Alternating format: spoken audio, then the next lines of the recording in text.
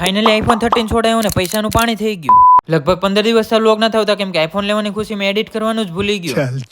આખી ગેંગને લઈને કપડાની દુકાનમાં ઘરે ગયો. દિવાળીના 1-2 જોડી કપડા લઈ લીધા. સુરતમાં તો એટલે રિલાયન્સ ડિજિટલમાં આવ્યો ને મોંઘું સફરજન જોયું. રહીને ખબર પડી કે આ તો આપણને વાપરતા જ નથી આવડતું. મોંઘામેલી વસ્તુ લેવાના એટલે આખી ગેંગને ભેગો લઈ ગયો કેમ કે ઉસીના માગતા ફાવે ને. ત્યાંથી ખસકાઈને BRTS ની બસમાં એક સીટમાં 3 જણ બેહી ગયા. ફાઇનલી પોદારમાં આવી ગયા. ઢગલા મોટે ફોન જોઈને દિલ ગાર્ડન થઈ ગયું. ફાઇનલી આઈફોન 13 ગમી ગયો ને ડીલ ડન કરી.